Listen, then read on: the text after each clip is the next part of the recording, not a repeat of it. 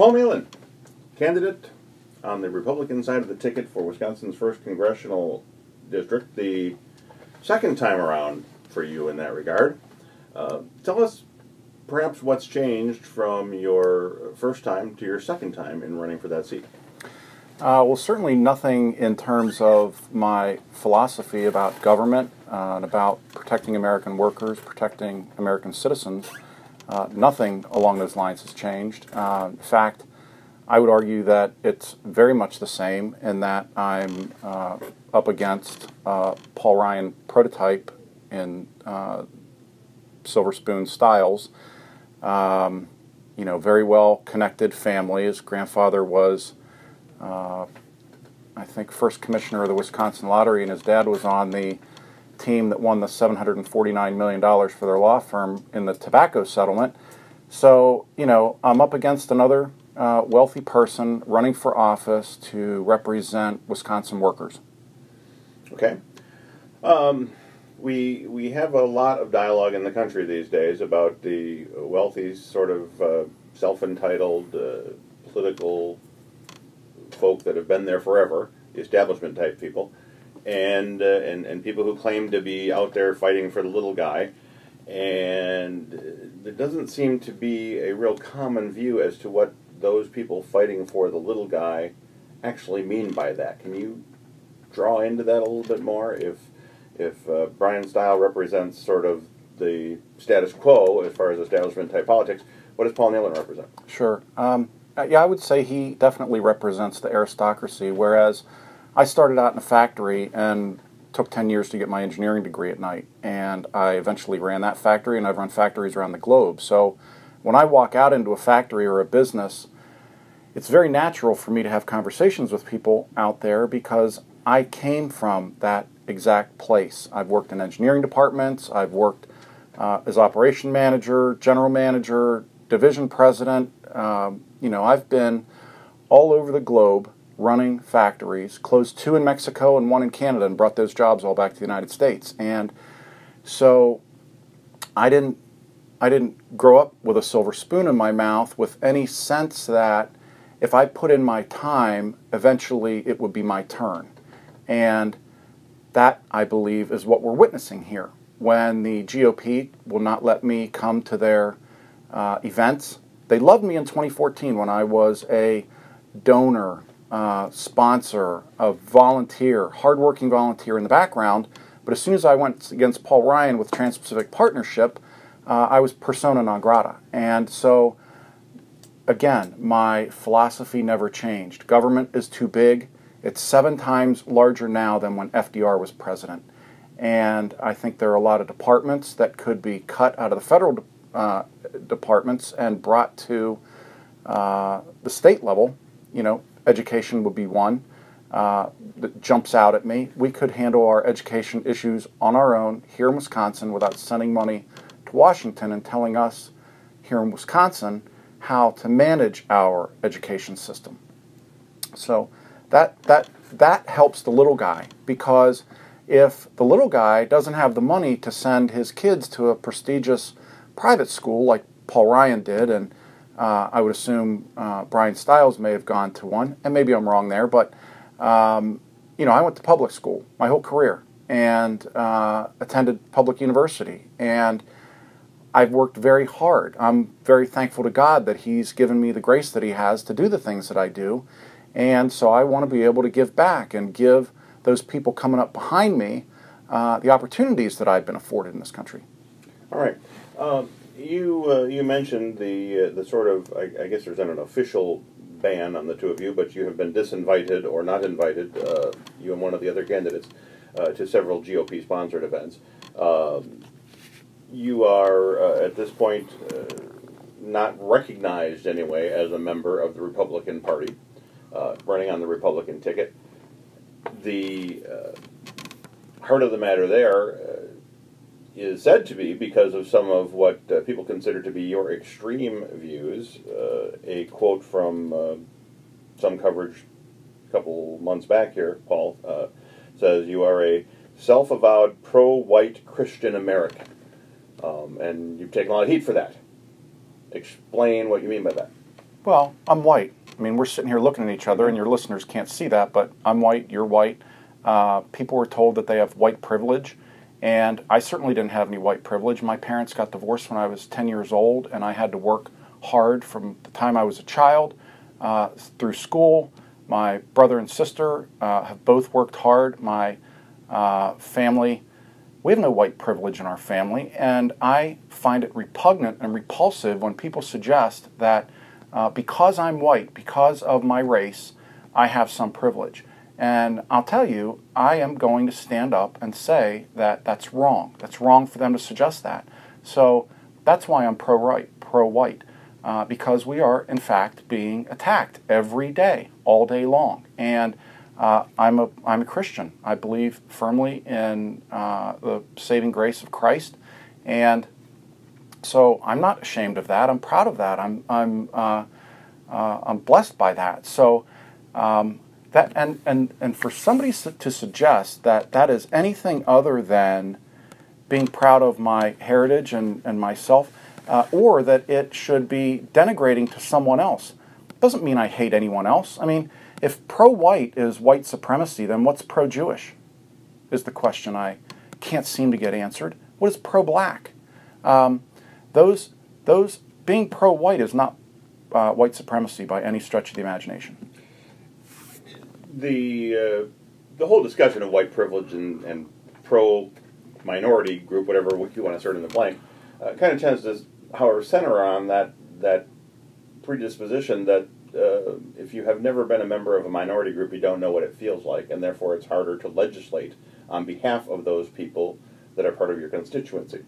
So, can you say that you would be able to identify with folks who have always been a part of the minority and always have, gotten the strange glances, and whether these are disabled folks, whether these are folks of a certain ethnicity, whatever they are, there's a lot of minorities out there that sort of feel like because they're the minority that the main group in charge isn't looking out for them.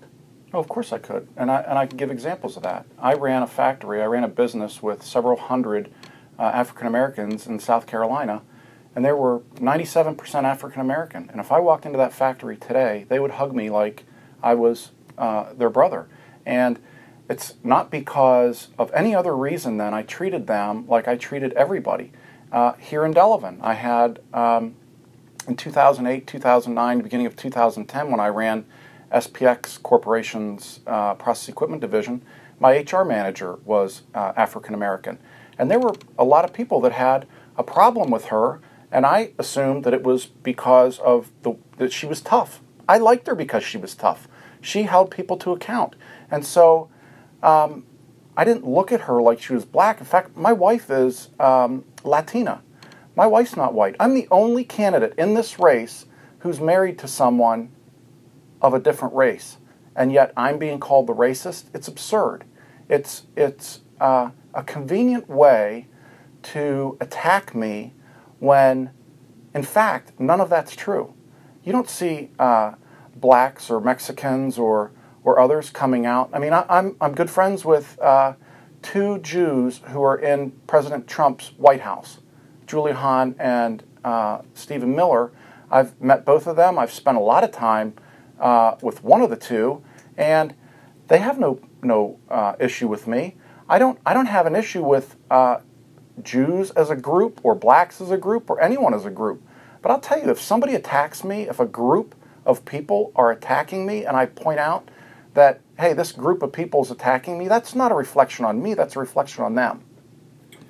So how do you answer people's accusations of being a white supremacist, of being a avowed Nazi?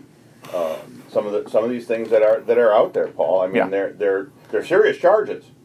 Yeah, well, I think they're absurd, quite honestly. I mean, you can call them serious, but if the only people being called Nazis are white people, right? You don't see any blacks being called Nazis. You don't see any Jews being called Nazis. You don't see any African Americans. But let me just put it to you this way. Every single day, whites, blacks, Hispanics, Han Chinese, in every day, every circumstance, every type of situation, they're being critiqued and criticized. There is only one group in this country who is beyond criticism, and that's Jews. And that's got to stop. It's a double standard. All right.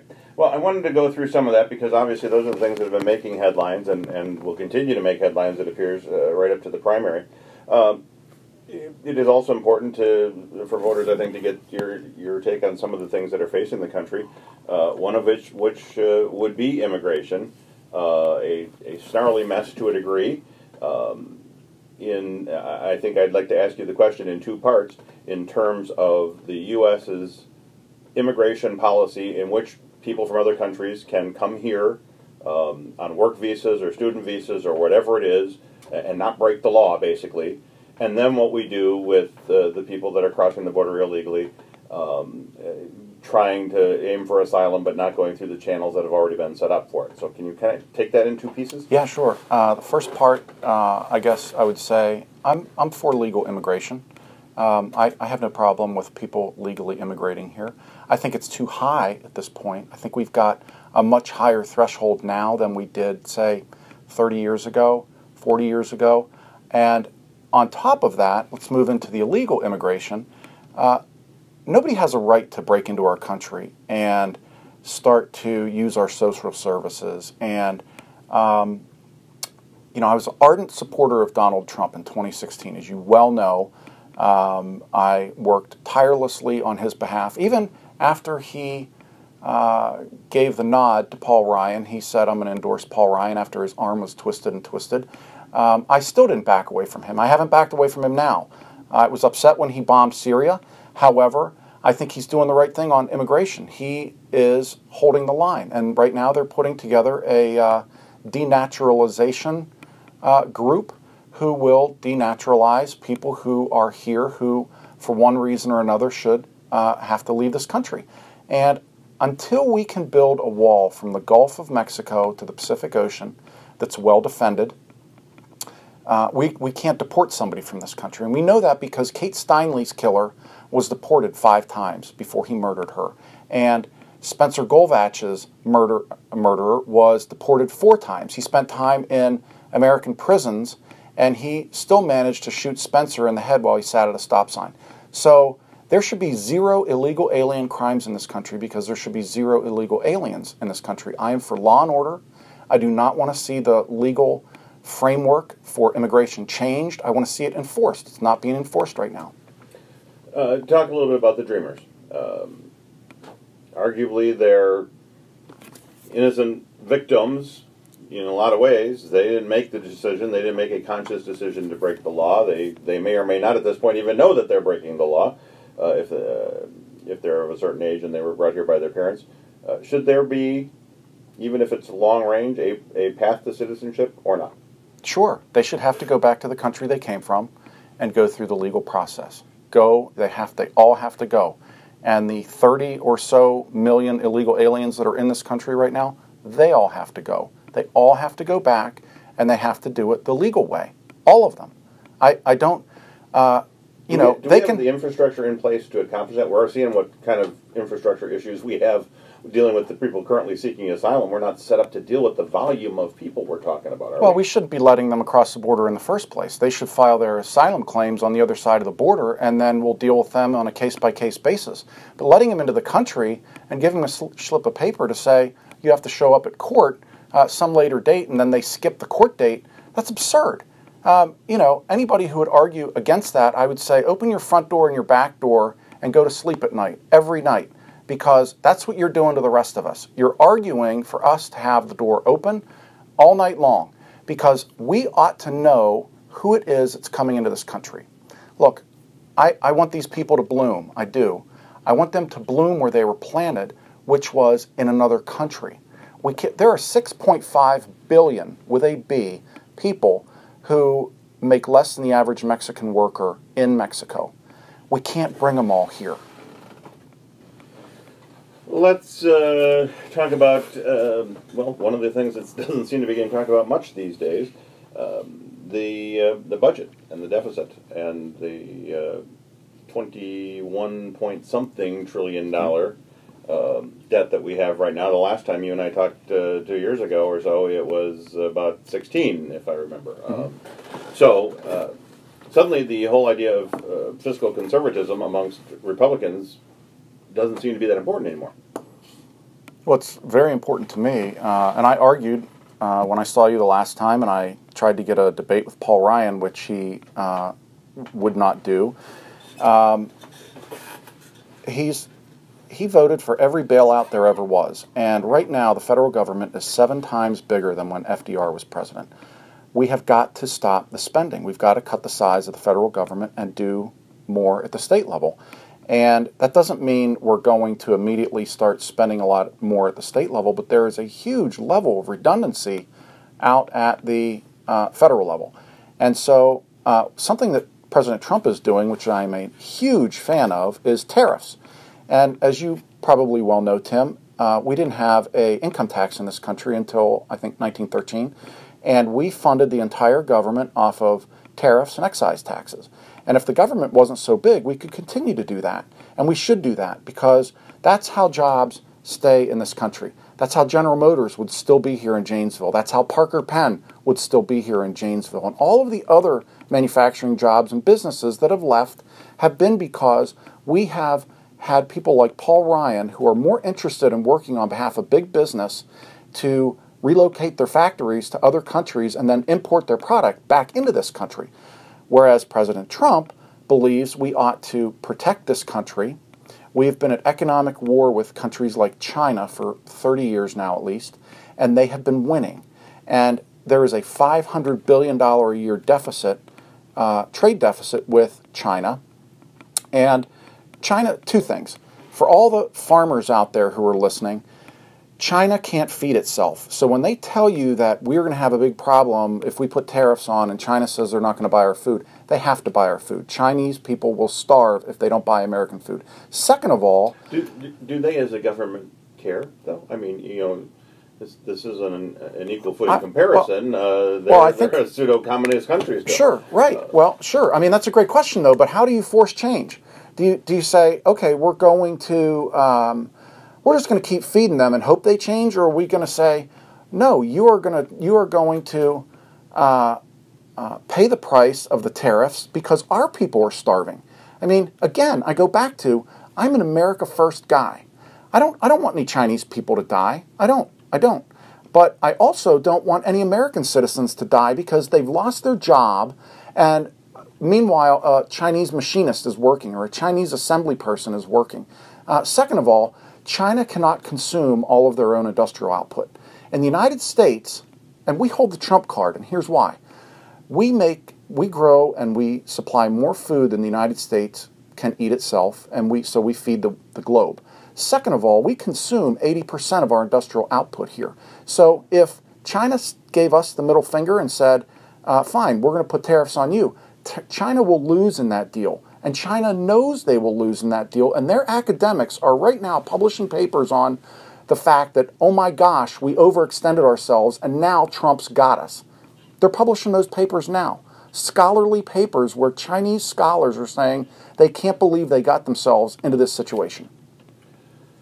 Well, it's going to be a big part of the campaign going forward because it does appear, at least in the short term, like this is escalating into a full-blown trade war. Your contention is kind of China can't maintain it. No, they got a bluff on the table, and that'll collapse. We're going to win here, and so we're going to win against Europe too. I mean, you see Angela Merkel. She knows that she can't win against us. And secondly, the other part of this is, let's take a look at companies like. We'll stay in the automotive market because of the General Motors population we've got here in Janesville. You look at Toyota and Mercedes and Hyundai and Honda. They're all building factories, and they've built factories in the United States. We will see more of that with factories coming to the United States, like Foxconn, because they want to avoid the tariffs. That's how it works. These companies who want to avoid the tariffs, they build a factory here, and they supply labor for American workers. We have the best workers on the planet, by the way. I've had almost 20,000 employees in my lifetime, all around the globe. I had 6,500 employees running Europe, the Middle East, and Africa. I've had Asian, Mexican, Canadian, all over the United States employees. And I'm telling you, we have the best employees, hands down. Productivity-wise and creativity-wise, hands down the best employees. All right, we're running short on time here, Paul. Sure. I want to circle back around because I think of all the candidates, perhaps you've got this cloud hanging over you. Some people will say rightfully so. Some people maybe not. We've become a very contentious nation, and we've become a nation that is half of us don't seem to care what anybody says anymore, or the level of rhetoric that's involved with it, or whether it's even true anymore in a lot of cases. And a lot of people attribute that to President Trump. Not necessarily that he's causing it, but that he's the result of it.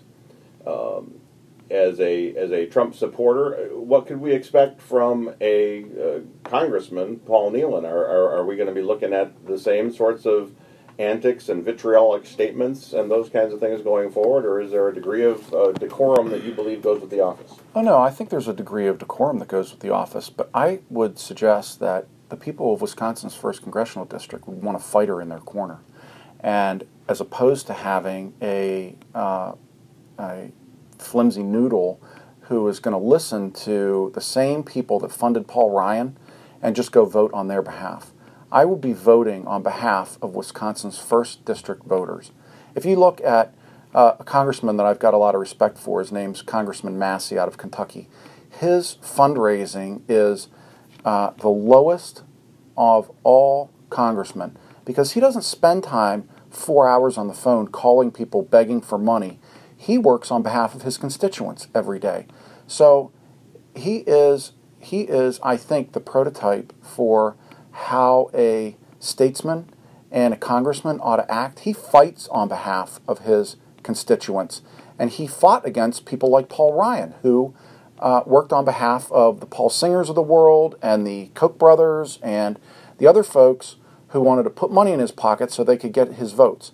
I'm going to look out for the people of Wisconsin's 1st District. I don't care if they're Democrat or Independent or Republican. I'm going to look out for them. One thing we can't miss here, Paul, is Foxconn. It's right smack dab in the ground zero of the 1st Congressional District, basically. There are, at best, the majority of people in Wisconsin, I think, have a wary raised eyebrow going, how is that ever going to turn out to benefit us? There are some cheerleaders for it that say it's a game changer.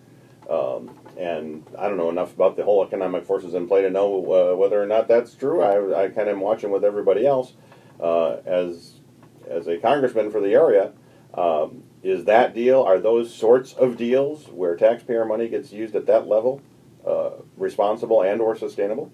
I think in this case it is. I mean, every one of them has to be evaluated on a case-by-case basis. But you think about all of the, so we know the numbers around Foxconn, rough numbers. But what keeps getting missed, and if you think of this as a bullseye, you're playing darts, and you say Foxconn as the center, you move out in concentric rings and say, okay, the suppliers to Foxconn are going to pay taxes, they're going to have workers, those workers are going to make a salary, and they're going to pay taxes, and then you move out from that and say, those suppliers who are making food and cutting hair and doing legal work and tax preparation, all those concentric circles that spread out all the way to the edge of the dartboard, that I think gets missed. And there's going to be a lot of support for that Foxconn business that other Wisconsinite businesses are going to plug. And that is going to be magnificent. And we don't know where they're going to necessarily come from because this, I believe, is a catalyst event. It really is going to be an anchor for more and drawing more high-tech work. I was just over at the S.C. Johnson Institute over in Sturtevant yesterday, and I saw a bunch of Wisconsinites on high-tech machinery equipment getting trained on that. And I'm telling you, my heart filled with pride that we were going to have more trained people. I know when I was running the business in Delavan, all the way back in 2008, 9, 10, and we had 200 machine tools in that business in just one building alone. We were always, on the lookout for machinists and trying to get people trained and doing other things. And so I think the more businesses we have here that support that, it's the colleges, the Milwaukee School of Engineering is going to support it. Gateway Technical College is going to support it. It's going to be fabulous. That's what I think. All right. So as we go forward, I want you to talk just a little bit to people who might be the most nervous about your campaign, and that would first, I guess, be members of the GOP. I mean, you're running on the GOP side of the ticket. Robin Voss has said he doesn't want you as a member of his party. The other now three candidates have basically, I've been told by one campaign that no, they don't wish to participate in a large-scale forum with you. What do you have to say back to them? Well, I have to say, if I was this big, scary, evil person or a fool, right, the best way to prove it would be to get on stage with me. And the reason that they won't is because I'm very well educated on the issues and because I'm not a big, scary animal. I am a respectful, respectable member of society. I have been a huge volunteer in my community. And so there's many, many, many people know me from church or from my volunteer work outside of church who will stand up and on my behalf say, Nehlen's not a scary person. The GOP wants somebody who is going to toe the line, and we saw what they did to President Trump, right? We saw all of the vitriol that they threw at President Trump and all the lies and the just all of it. And he managed to rise above what the GOP tried to do to him, including Paul Ryan, I would add, and at some points, Reince Priebus. So I have no fear in my heart for what the GOP is trying to do. That ultimately, they will be judged on their character and what they have done. All right, now talk to the Democrats in the 1st Congressional District. The country, well, you can draw the narrowest line ever when you start to involve personalities and ideologies like the president's. It's look at the polls. It's 45, 55, whatever. But there's a distinct line, and it's a like it or leave it line as to whether or not people accept that style of governing. Mm-hmm. Given then that it's pretty much a given that no Democrat in the 1st Congressional District would accept that style, what do you say to them? Well, I would say that if you look at I'm not a perfect human, right? I didn't live my life like I was going to run for Congress. I mean, we're sitting here and I've got, tattoos on my arm, and I've worked hard my whole life. I could go into a boardroom with anybody and read all the financial documents and have a very high-level conversation with them, but I could also be out on the factory floor helping do a hydro test for a very complicated piece of equipment and laugh and joke with the people out there. And,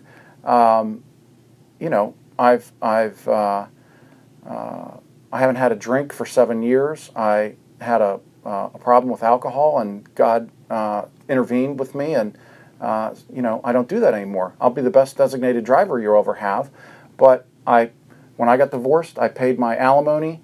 I never had a problem with taking care of my family or my friends or my family's friends, in fact, whereas the Democratic contender has a huge rap sheet that has been very problematic for him. And I would say that the woman in the contention, she thinks 16-year-olds should be able to vote, and I think that's absurd. I think it's laughable, and that we ought to all be able to protect ourselves. And she, in fact, wants to confiscate guns. In fact, both of them do, and they both think that we should have open borders and that we should just let anybody in. And I think that's completely wrong.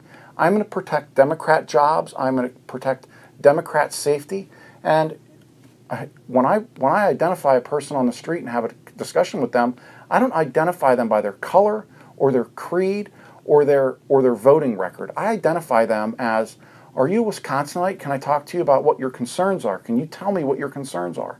And that's how I live my life. All right. A candid conversation with candidate Paul Nehlen. Thanks so much, Tim. Thank you. Okay. Yeah. Great. Fair enough. I appreciate it. Thank you. Yeah, absolutely. I mean, you know what? I look at the 30,000-foot level of this thing, and there's so many things about politics these days that are disturbing to me. Yeah. But